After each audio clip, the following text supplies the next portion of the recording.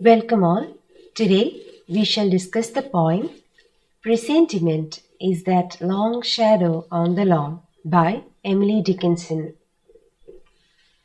About the poet, Emily Dickinson was born on December 10, 1830 and passed away on May 15, 1886. She was an American poet. She did her studies at Amherst Academy and Mount Holyoke Female Seminary.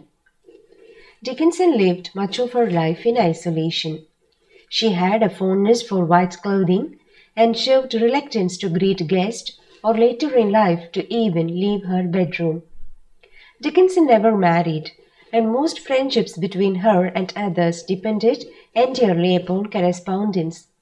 She was known as a gardener rather than as a poet in her lifetime due to her fondness for gardening and flowers.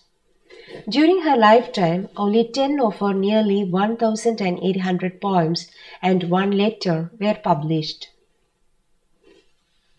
Her poems contain short lines, typically lack titles, and often use slant rhyme as well as unconventional capitalization and punctuation. Many of her poems deal with themes of death and immortality, two recurring topics in letters to her friends, and also explore aesthetics, society, nature, and spirituality. Her first collection of poetry was published posthumously in 1890 by personal acquaintances Thomas Higginson and Mabel Todd, but they were heavily edited. At least 11 of Dickinson's poems were dedicated to her sister-in-law, Susan Dickinson. A complete and mostly unaltered collection of her poetry became available for the first time when scholar Thomas H. Johnson published The Poems of Emily Dickinson in 1955.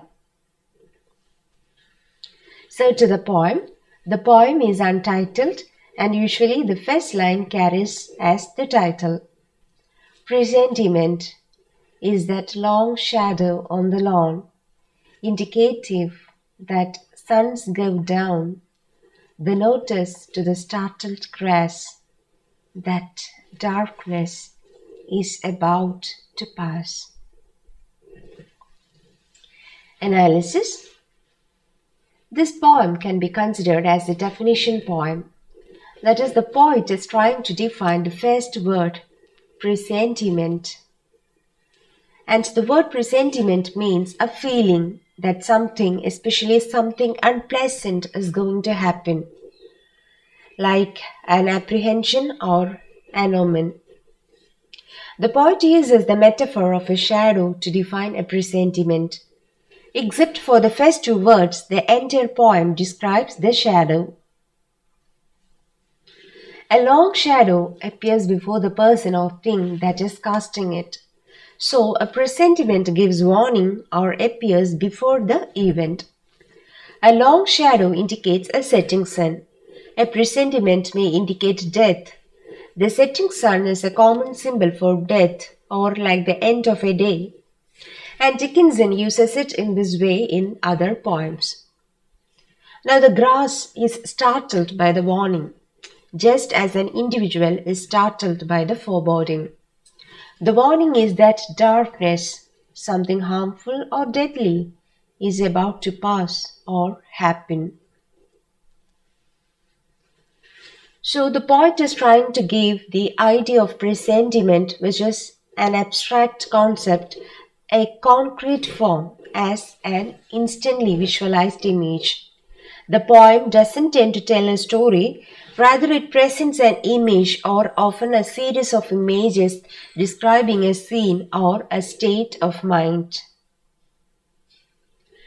Dickinson's use of the words lawn and grass shows her interest in nature.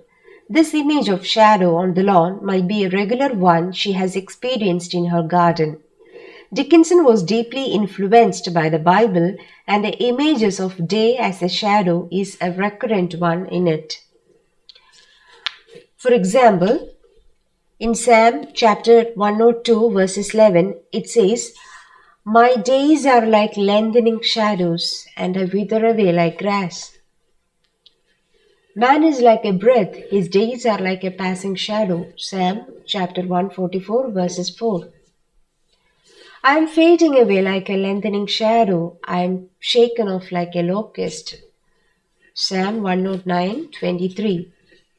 So, shadow thus expresses the transitoriness of life.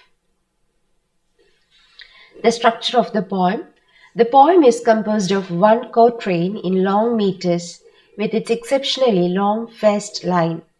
The first line consists of 12 syllables, whereas the rest of the three lines carry only 8 syllables in it.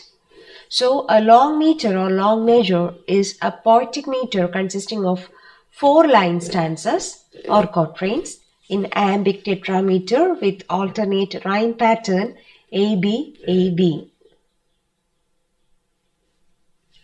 This visual prominence is further enhanced by 3 dashes, which separate the subject presentiment from the predicate is that long shadow and the complement from the prepositional phrase on the lawn, which is in turn followed by a dash. All these dashes seem to be suggestive at first sight of the poet's groping for a definition of presentiment, a struggle which will dominate not only this line but the whole poem. Like an enjambment, the dash that ends the poem transfers its suggestion of incompleteness, a foreboding of something. Presentiment becomes even more visually foregrounded by its being the only 12-letter word in the poem. Its length thus iconizing the long shadow that dominates the lawn and anticipating the fact that the concept of presentiment will dominate the poem, which revolves totally around its definition. Now, the literary devices used, as we have already discussed, the shadow is used as a metaphor in this poem. The second one is alliteration, the repetition of the sibilants sir and sh in shadow, suns, notice, startled, grass, darkness, and pass. The plosive t in indicative, notice, startled, and about. And the nasal n and ng in long, lawn, indicative, suns, down, notice, and darkness. Bind most of the words in the poem to it as if they were derivative from presentiment. And personification, as in the suns go down. The suns are like human beings who move down. And the startled grass, the grass are also startled like human beings. So these are the literary devices used in the poem. So here is a list of the references I have made for this study. Hope you all enjoyed the poem. Thank you so much.